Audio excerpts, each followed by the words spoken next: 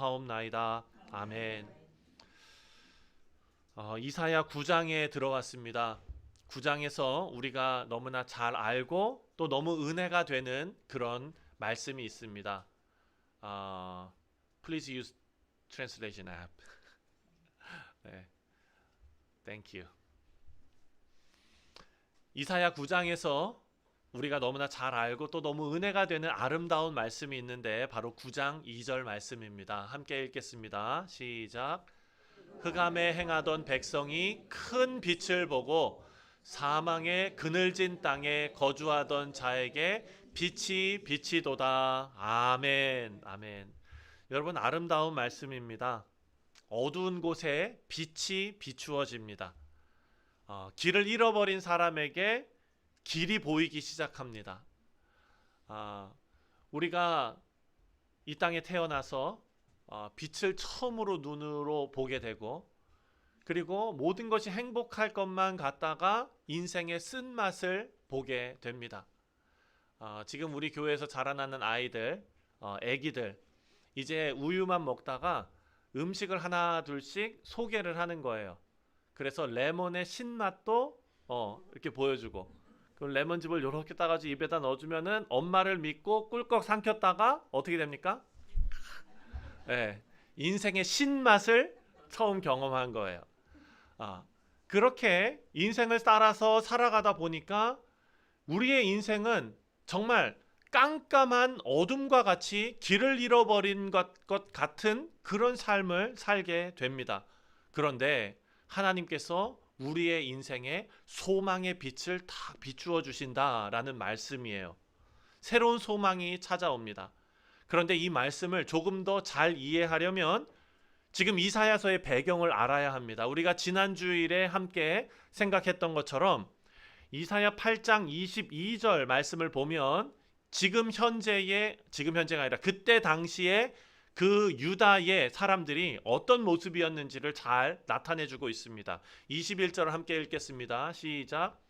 그들이 땅으로 헤매며 곤고하고 굶주려 다니다가 굶주리면 분노하여 자기들의 왕과 자기들의 하나님을 저주하고 위를 쳐다보거나 땅을 굽어보아도 흑암과 고난뿐이요 빛이 그들에게서 사라지고 캄캄함으로 쫓기리로다. 자, 심한 어두움 속으로 들어갔습니다. 이사야가 살던 시대의 이스라엘이 너무나 불안했습니다. 여러분 잘 아시는 대로 나라 밖에 아수르가 북쪽에서 이제 쳐들어 오려고 지금 계획을 세우고 있는 그런 불안한 상황이었습니다. 그리고 아람과 북이스라엘도 전쟁을 하려고 연합군을 형성했습니다. 여러분, 이런 두려움이 있을 때 그 무엇보다도 하나님을 더 의지해야 한다라는 것이 이사야 선지자의 설교 내용입니다. 그런데 이 유다 백성들은 하나님보다도 눈에 보이는 힘을 더 의지하고 강한 나라를 의지하고 자기들의 계산과 외교력과 무슨 경제적인 어떤 능력과 이것을 의지했습니다. 그리고 심지어 하나님 말씀 듣기보다 본문 말씀을 보면 신접한 자와 점치는 사람들을 찾아갔다라고 기록해 놓고 있습니다. 그러니까 이사야 8장은요, 흑암이 나라 형편이 그냥 어두웠다라는 뜻이 아니라 백성들이 하나님을 떠나서 어디로 가야 될지 모르는 완전한 혼란의 상황이었다라는 것입니다. 여러분, 여기에서 이들이 혼란 가운데 어디로 가야 될지 모르는 가운데 가장 먼저 찾은 사람들이 점치는 사람이었다라는 것을 주목해 봐야 합니다.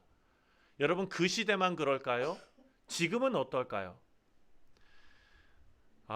목회 데이터 연구소라는 곳이 있습니다.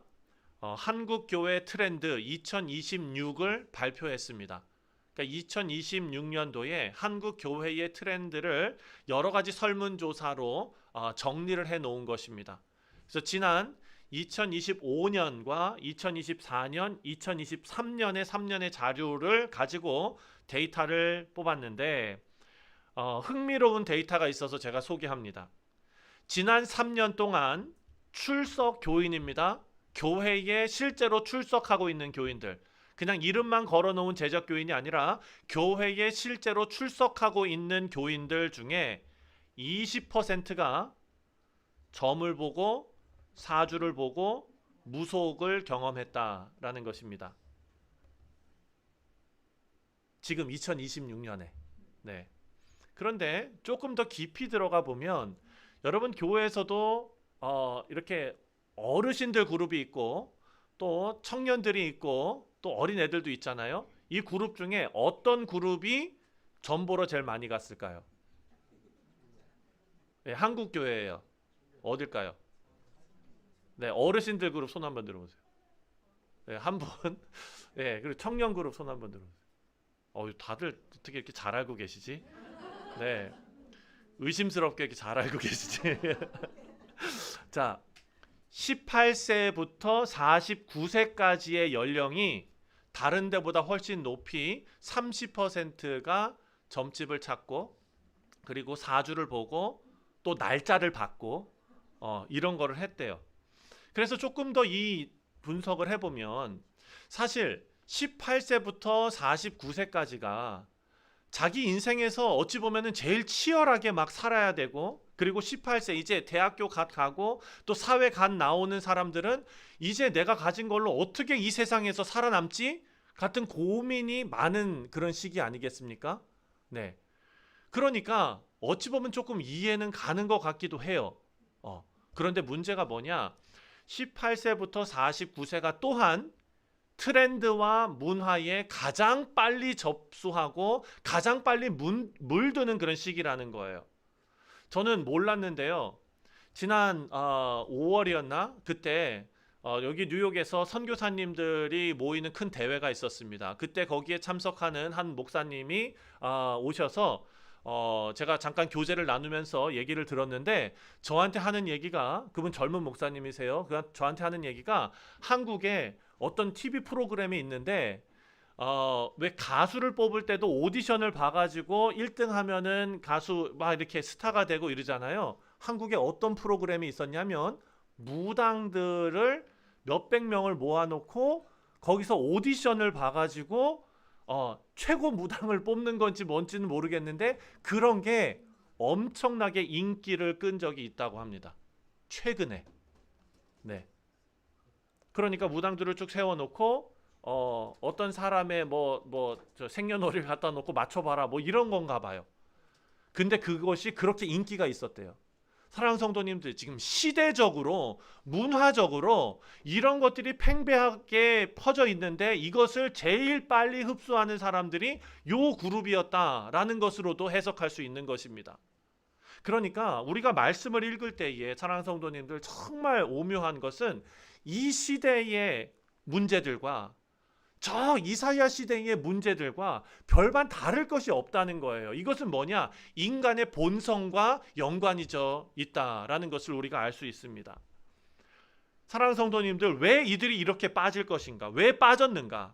하나님을 떠난 백성이 어디로 갈지 모르는 이 상태의 원인은 하나님의 말씀을 놓쳐버리니까 길을 잃어버린 것 아니겠습니까? 하나님보다 다른 것을 붙들다 보니까 오히려 더 깊은 어둠 속으로 들어가게 된 것 아닙니까? 그런데 오늘 본문 말씀, 이 8장의 그 암울했던 그런 상황에서 오늘 본문이 시작이 되는데 9장에 들어와서 전에 고통받던 자들에게 흑암이 없으리로다 라는 말씀이 나옵니다. 엄청난 반전입니다. 하나님께서 이 백성들이 스스로 어두움을 해치고 나올 수 있도록 도와주신 게 아니라 하나님이 더 좋은 방법을 찾아내도록 이들에게 지혜를 주신 것이 아니라 하나님께서 빛을 비추어 주셨다라고 말씀은 기록하고 있습니다. 그 어두움 속에서 하나님께서 어떤 빛을 보내셨는가? 바로 오늘 본문 말씀 9장 6절입니다. 이는 한 아이가 우리에게 낳고 한 아들을 우리에게 주신 바 되었는데, 복음을 아는 우리는 이 한 아이가 누군지 압니다. 자, 가장 먼저 우리는 버려진 땅에 하나님의 빛이 임했다라는 것을 생각해 보아야 합니다. 1절과 2절을 함께 읽겠습니다. 시작. 고통받던 자들에게는 흑암이 없으리로다. 옛적에는 여호와께서 스불론 땅과 납달리 땅이 멸시를 당하게 하셨더니 후에는 해변 길과 요단 저쪽 이방의 갈릴리를 영화롭게 하셨느니라. 흑암이 행하던 백성이 큰 빛을 보고 그늘진 땅에 거주하던 자에게 빛이 비치도다. 아멘. 자, 여러분 갈릴리 그러면은 누가 제일 먼저 생각납니까? 갈릴리, Sea of Galilee. 누구요? 예수님. 그리고 제자들. 막 이런 거잖아요. 우리의 그 정서로는 갈릴리 그러면은 참 좋은 곳이에요. 그런데 이때 당시에 갈릴리 그러면은 그렇지 않았습니다. 왜냐하면 그 배경을 알아야 되는데 열왕기서에 보면 솔로몬이 아버지 다윗이 준비해 놓은 그 모든 자재들과 그리고 가르쳐 준 그 모든 법도를 따라서 하나님의 성전을 짓습니다. 근데 그 성전을 지을 때에 레바논의 백향목 수입품이에요. 수입 자재들. 네, 저 이태리에서 막 가지고 오는 거예요. 그 아름다운 백향목과 뭐 대리석과 이런 것들, 금과 은과 이런 것들을 수입해서 갖고 오거든요. 하나님의 성전을 짓기 위해서 이 모든 것을 두로 왕으로부터 사들입니다. 근데 가지고 오면서 이들에게 어떤 땅을 팔았어요. 그 땅이 어디냐? 바로 갈릴리입니다. 자, 지금 솔로몬이 성전 지을 때 두로 왕 히람에게 자재를 가지고 왔는데 그 대가로 갈릴리 땅의 성을 20개를 팔아버려요. 그러니까 생각해 보면 하나님께서 주신 땅 아닙니까? 근데 그 땅이 자기 눈에 보기에 이 땅은 조금 별로 쓸모없는 것 같아. 그러니까 하나님 성전 짓는데 우리가 집중해야 되니까 이건 그냥 팔자. 근데 땅의 주인이 누구예요? 아니 여러분, 우리가 내가 내 땅도 아닌데 누가 와가지고 그냥 우리 교회 홀랑 팔아버리면 여러분 가만둡니까? 가만둬요? 아니죠. 아마 제일 먼저 이수길 집사님 뛰어나가실 것 같아요. 농담입니다, 집사님. 네. 사랑하는 성도님, 생각해 보십시오. 하나님께서 주신 땅인데 내 눈에 지금 쓸모 없어 보인다고 자재 살라고 이거를 팔아버렸다는 거예요. 그래서 그때부터 그 갈릴리에는 누가 살게 됩니까? 이방인들이 살게 되었어요. 그러니까 사마리아 땅이 이스라엘 백성들에게 계속해서 저주의 땅으로 그렇게 불리지 않습니까? 갈릴리도 마찬가지였습니다. 그리고 이후에 아수르가 이제 침공해 오잖아요. 제일 먼저 뺏긴 땅이 바로 갈릴리예요. 그러니까 주민들이 다 끌려가고 이방인들이 들어오고 피가 섞이고 혼합 종교가 생겨나게 되고 유대인들이 그래서 갈릴리 땅을 멸시의 땅으로 말합니다. 그래서 예수님께서 이 땅에 오실 때 베들레헴에서 태어나시고, 그렇죠? 갈릴리에서 자라시고, 그랬더니 요한복음 7장에서 바리새인들이 예수님 보고 뭐라고 얘기합니까? 갈릴리에서 뭔 선한 게 나오겠느냐? 그 얘기가 이 얘기예요. 시골이에서가 아니라, 네. 시골이라서 그랬으면 제가 많이 상처받았을 거예요. 강원도. 네. 근데 그 땅에서 뭔가 나올 것이다 라고 아무도 기대를 안 했던 것입니다. 근데 이사야가 뭐라고 얘기하냐면 오늘 본문 말씀에도 바로 그 갈릴리를 하나님께서 영화롭게 하신다 이거예요. 스스로 잃어버린 땅입니다. 멸시받은 땅입니다. 어둠에 가득한 땅이었습니다. 그런데 빛이 가장 먼저 임하는 곳이 바로 갈릴리였다. 사랑하는 성도님들, 그 빛이 예수 그리스도를 통해서 오셨습니다. 두 번째로 그 빛이 임하면서요, 세 가지가 바뀌었습니다. 3절부터 5절입니다. 함께 읽겠습니다. 시작. 주께서 이 나라를 창성하게 하시며 그 즐거움을 더하게 하셨으므로 추수하는 즐거움과 탈취물을 나눌 때의 즐거움 같이 그들이 주 앞에서 즐거워하오니 이는 그들이 무겁게 맨 멍에와 그들의 어깨의 막대기와 그들을 압제하는 자의 몽둥이를 주께서 꺾으시되 미디안의 날과 같이 하셨음이니이다. 어지러이 싸우는 군인들의 갑옷과 피 묻은 복장이 불에 태워지리니 이는 불의 연료가 됨이니이다. 아멘. 세 가지의 기쁨이 있었는데요. 첫 번째는 추수할 때 기쁨이었습니다. 자, 첫 번째 이야기한 것은 하나님께서 그 빛을 비추시면서 이들에게 기쁨이 찾아오게 하시는데, 우리가 무엇을 열심히 가꾸어서 열매 맺을 때 그 추수할 때의 기쁨이 얼마나 큽니까? 우리가 땡스기빙 얼마나 크게 셀러브레이트 합니까? 그리고 전쟁에서 이기고 그 전쟁의 전리품들을 가지고 와서 사람들과 나누는 그 기쁨입니다. 그 시대 사람들이 경험할 수 있는 가장 큰 기쁨이 바로 그것입니다. 근데 그것보다 더 큰 기쁨이 이들에게 찾아온다. 언제? 빛이 비추었을 때. 네. 그리고 두 번째, 빛이 비추자 어떤 기쁨이 있느냐? 압제당했던 그 멍에가 꺾이는 기쁨이 있다라는 거예요. 자, 아수르 왕들이, 아수르의 그 제국이 얼마나 큰 제국이었습니까? 많은 나라들을 삼켰을 것입니다. 그리고 자기들의 업적을 기록하기 위해서 바위에 자기들이 한 일들을 막 이렇게 새겨놨는데, 그것을 찾아보니 다른 민족, 정복한 다른 민족에게 무거운 멍에를 지웠다라는 기록이 있는 거예요. 그러니까 조공을 받아내고 노동력을 착취하고 했던 것입니다. 그런데 그 멍에가 꺾이는 날입니다. 근데 재밌는 것은 그 꺾이는 것이 어떤 날과 같이 하셨다? 4절 말씀 시작. 미디안의 날과 같이 하셨음이니이다. 자, 미디안, 그러면 우리가 떠오르는 용사가 한 명 있습니다. 기자로 시작하는데 기드온. 아멘.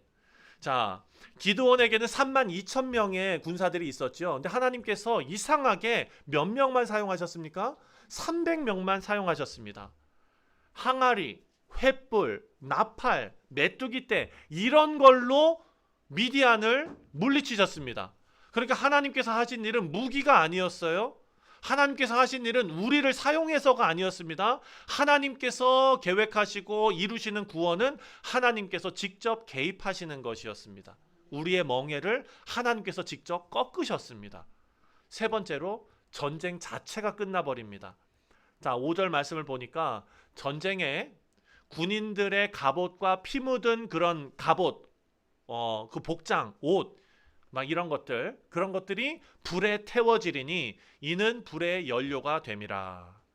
자, 누군가를 억압하기 위해서는 군사력이 필요합니다. 그런데 군사력이 이제 더 이상 필요하지 않게 됐다는 거예요. 여러분, 언제 군사력이 필요하지 않습니까? 누군가가 우리를 쳐들어오지 않을 때 군사력이 필요 없지요. 그런데 여러분, 또 한 가지가 있습니다. 우리가 누구를 쳐들어가지 않을 때 군사력이 필요가 없습니다. 양쪽이 다예요. 우리가 가진 걸로 하나님 한 분으로 충분한 삶을 누리고 있는데, 우리가 무엇을 더 좋은 것을 찾기 위해서 다른 나라를 전쟁에 끌어들이게 하겠습니까? 그리고 하나님께서 우리의 구원자 되시고 인도자 되주셔서 지켜주시는데 누가 감히 우리를 쳐들어오겠습니까? 군사력이 필요가 없는 상황이 된 것입니다. 그렇다면 이 모든 것이, 이 좋은 것이 어떻게 가능하게 되는가? 그 이유가 6절에 나오는 것입니다. 오늘 본문, 모든 것을 이루는 한 아기가 태어납니다. 6절 시작. 이는 한 아기가 우리에게 낳고 한 아들을 우리에게 주신 바 되었는데 그의 어깨는 정사를 메었고 그의 이름은 기묘자라, 모사라, 전능하신 하나님이라, 영존하시는 아버지라, 평강의 왕이라 할 것임이라. 아멘. 자, 그때 당시 사람들은 이 구원을 이루는 것이 군사력을 증강해서 우리가 지키고 싸우고 하면서 우리가 구원을 얻는다라고 생각했지만, 하나님께서는 완전히 다른 방법이지요. 미디안의 날처럼 하나님께서 이루십니다. 여기도 마찬가지로 여러분, 새벽 기도회 말씀 묵상을 쭉 해오신 분들은 8장에서 하나님께서 유다 백성이 실로아의 조용한 물을 먹기를 원하셨는데, 그 이스라엘 백성들이 실로아의 조용한 샘물을 다 멸치하고 아수르를 택했다라는 말씀 기억하실 것입니다. 하나님께서 보내시는 구원자, 그 실로아의 물, 이것처럼 작아 보이죠. 자, 다시 말씀드리면 그때 어떤 일이 있었느냐? 이 왕이 하나님께서 주시는 표시, 기적, 증표, 이것을 하나님께서 보여주시겠다 했는데, 이 왕이 뭐라고 얘기한 줄 아십니까? 그냥 거절하는 게 아니라 하나님 말씀으로 거절합니다. 슬쩍 바꿔서 뭐라고 얘기하냐면 저는 그런 테스트 하지 않겠습니다. 왜냐? 신명기 말씀 보니까 하나님의 말씀 하나님을 시험하지 말라고 했습니다. 저는 안 하겠습니다. 이런 거예요. 예. 이사야 선지자가 뒤로 잘났다 이랬을 거예요, 아마. 예. 마음이 뻔히 보이잖아요. 왜 뻔히 보입니까? 자기가 계획하고 있었던 게 있었거든요. 아수르하고 이렇게 해가지고 아람하고 북이스라엘이 쳐들어오는 거를 어떻게 좀 막아보려고 했던 게 있는데 하나님께서 다른 거 말씀하시면 어떡합니까? 그러니까 나는 하나님 테스트 안 하겠습니다 이러면서 이거를 관철시키고자 한 것 아닙니까?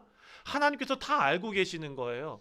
그런 상황에서 이들은요, 그 예루살렘 성 안에서 나오는 작은 그런 샘물, 이 성이 포위당했을 때 생명줄과 같은 그 샘물, 이것은 멸시 여기고 저 아수르의 큰 강물, 애굽의 큰 강물, 이런 것만 쫓아갔다라는 말씀이에요. 오늘 하나님께서 말씀하시는 6절에 나오는 그 한 아기도 이 실로와 물처럼 작아 보이는 것입니다. 그런데 그 아이에게 네 가지의 이름이 있습니다. 첫 번째가 뭡니까? 바로 기묘자와 모사입니다. 영어로 하면 Wonderful Counselor.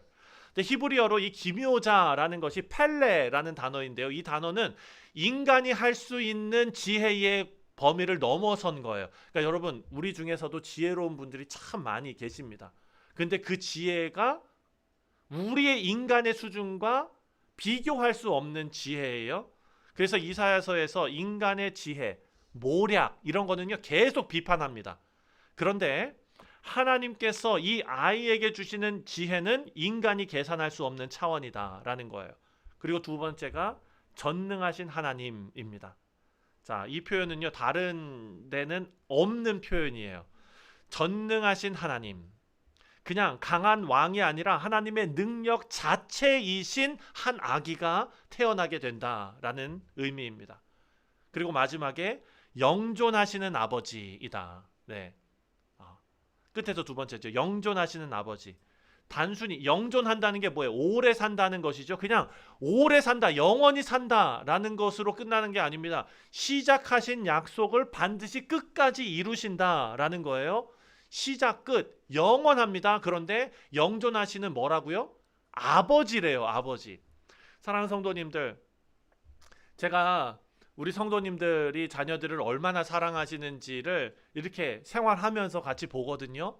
여러분 참 많이 희생하고 계시는 것 같아요. 예, 정말 많이 희생하고 계세요. 그걸 언제 느끼느냐? 제가 수련회 가면은 많이 느껴요. 예, 수련회 가면은 다 해주길 바라면서 그냥 이러고. 예. 그럼 우리 어떡합니까? 다 먹여야 되잖아요. 근데 이번에 너무 감사한 것은 우리 대학생들이 좀 컸어요. 그래서 본인들이 스스로 다 했어요. 그러고 보니까 막 그냥 뭐 파스타도 막 이제 저녁도 자기들이 다 만들어 가지고 이번엔 제가 서브 당했어요.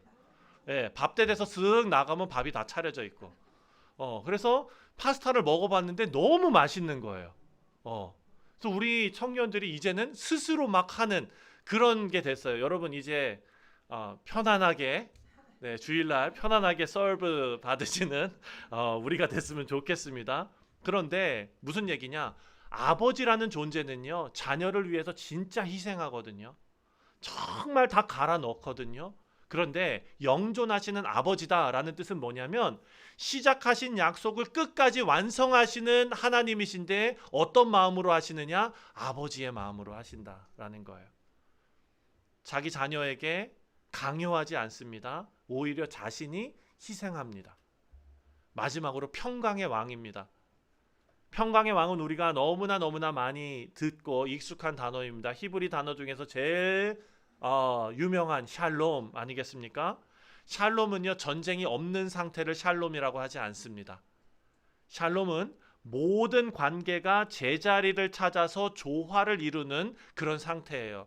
제가 지난 주일날 아름답다라는 뜻을 알려드리지 않았습니까? 같이 생각했잖아요. 아름답다는 그 본래 창조된 모습답다, 본질답다라는 것 아닙니까? 우리가 나다울 때 하나님께서 우리를 창조하신 그 모습일 때 우리는 아름다울 수 있는 것입니다. 하나님과의 관계가 화목해질 때 비로소 우리 모두는 사람과 사람 사이에도 진정한 평화, 샬롬이 가능해진다. 근데 그것을 가능케 하시는 분이 있습니다. 바로 한 아기입니다. 그래서 이 네 가지의 이름은 어떤 그 누구도 다 담을 수 없는 거예요.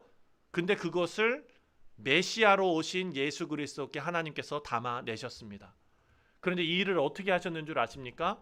이것은 우리가 메시아를 구해서가 아닙니다. 만군의 하나님께서 열심을 내시면서 그 일을 이루셨기 때문에 가능했습니다. 7절입니다. 시작. 그 정사와 평강의 더함이 무궁하며 또 다윗의 왕좌와 그의 나라에 군림하여 그 나라를 굳게 세우고 지금 이후로 영원히 정의와 공의로 그것을 보존하실 것이라. 아멘. 그리고 7절에 시작. 만군의 여호와의 열심히 이를 이루시리라. 아멘. 여러분 7장부터 지금 이것이 빌드업 돼가지고 여기까지 온 거거든요. 근데 그 7장부터 지금까지 이 한 아기가 탄생될 것이라는 예언에 이르기까지 무엇이 이것을 끌고 왔는 줄 아십니까? 어떤 동력이 이것을 끌고 왔는가? 하나님의 열심이었습니다. 하나님의 열심. 생각해 보면은요, 아하스가 하나님의 뜻을 거절해도, 백성이 그 실로아의 물을 다 갖다 버려도, 말씀이 닫혀 있고 말씀을 듣지 않고 어두움이 깔려 있고 막 이런 상황에서도 식지 않는 한 가지가 있었는데 그것이 하나님의 열심이었다라는 것입니다. 하나님의 열심. 하나님께서 하나님의 백성을 향해서 가지고 계시는 그 포기할 수 없는 그 열심, 그것이 사랑 아니겠습니까? 예레미야 애가 3장 22절 23절 시작. 여호와의 인자와 긍휼이 무궁하심으로 우리가 진멸되지 아니함이니이다. 이것들이 아침마다 새로우니 주의 성실하심이 크시도소이다. 아멘. 사랑하는 성도님들, 이 하나님의 열심이 매일 아침마다 새로워집니다. 우리가 오늘 아침에 일어나서도 하나님의 열심이 우리를 이곳으로 이끌으셨습니다. 내일 아침에 여러분이 이제 일어나실 텐데 그 하나님의 열심이 또 새롭게 여러분의 인생을 끌고 가실 줄 믿습니다. 어제도 계시고 오늘도 계시고. 근데 여러분, 하나님의 이 열심이 우리에게 어떻게 왔는지를 생각해 보면 더 은혜가 됩니다. 자, 우리는요, 성육신, 인카네이션, 성육신을 저 높은 하나님께서 낮아지셔서 우리에게 오셨다라고 설명을 합니다. 그런데 여러분, 이것은 자칫 잘못 생각하면 하나님께서 갑과 을이 있는데 갑이신 하나님께서 을의 입장으로 내려오셔서 이것들아, 너희들 그렇게 살아가지고 내가 여기까지 내려와서 이것을 다 내가 구원해야 되겠느냐? 어이구, 구원해 주마. 이렇게 하셨다면 여러분, 똑같은 일이지만 그 톤과 메시지와 이 모든 것이 뭔가 불편함이 있습니다. 근데 하나님께서는요, 그냥 단순히 낮아지신 것이 아니라 하나님께서는요, 우리와 눈높이를 맞춰주신 거예요. 그러니까 낮아지심이라기보다도 맞추심이라는 것입니다. 자, 빌립보서 2장 6절과 7절 우리가 너무 잘 아는 말씀입니다. 시작. 그는 근본 하나님의 본체시나 하나님과 동등됨을 취할 것으로 여기지 아니하시고 오히려 자기를 비워 종의 형체를 가지사 사람들과 같이 되셨고, 사랑하는 성도님들, 자기를 비워서요 우리와 눈높이를 맞춰주신 거예요. 저는 오세도 집사님이 아이들하고 이렇게 얘기할 때 이렇게 무릎 꿇 이렇게 주저앉아가지고 눈높이를 맞춰서 얘기하시는 걸 제가 몇 번 봤는데 그게 저는 은혜가 되더라고요. 사랑하는 성도님들, 하나님의 그 열심이 계속해서 이어져서 베들레헴의 구유까지 이어지게 되었습니다. 자, 마태복음 4장 14절 16절 말씀을 보면 그 이사야의 말씀이 인용되는데요. 다 같이 읽겠습니다. 시작. 이는 선지자 이사야를 통하여 하신 말씀을 이루려 하심이니라. 일러스되 스불론 땅과 납달리 땅과 요단강 저편 해변길과 이방인의 갈릴리여, 흑암에 앉은 백성이 큰 빛을 보았고 사망의 땅과 그늘에 앉은 자들에게 빛이 빛이었도다 하였느니라. 아멘. 이사야가 이 예언을 한 게 언제입니까? BC 740년입니다. 그리고 그 예언이 이루어진 게 언제입니까?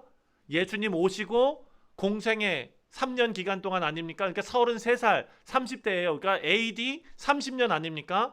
그러니까 770년이 흘러서 이 일이 실제로 이루어졌다라는 것입니다. 그리고 그 긴 시간 식지 않은 게 있었는데 하나님의 열심이 식지 않았습니다. 그리고 예수님께서 그 열심이 이루어지는 그 완전한 결정체로서 이 땅에 오셔서 하신 말씀이 회개하라 천국이 가까웠느니라. 갈릴리 땅, 멸시받던 땅, 버려진 땅, 이방인들의 땅, 그곳에서 우리가 8장에서 묵상했지요. 말씀이 봉함되었다 그랬어요. 근데 그 말씀이 열립니다. 예수 그리스도를 통하여 다시 열리고 그 일을 통하여 오늘 이 자리에 우리가 하나님 예배하러 나오지 않았습니까? 우리가 때로는 다른 것 택하고 세상 쫓아가고 실망도 하고 또 하나님의 마음이 무엇인지를 제대로 깨닫지도 못하고 혹은 신경 쓰지도 않고 하지만 어두움을 헤맬 때에도 하나님의 아침이 다시 찾아오는 것입니다. 기묘자이시고 전능하신 하나님이시고 영존하시는 아버지이시고 평강의 왕이신 예수 그리스도께서 이 땅에 오시고 우리 안에 거하십니다. 오늘도 그 빛 가운데 걸어가는 우리 모두 되시기를 주님의 이름으로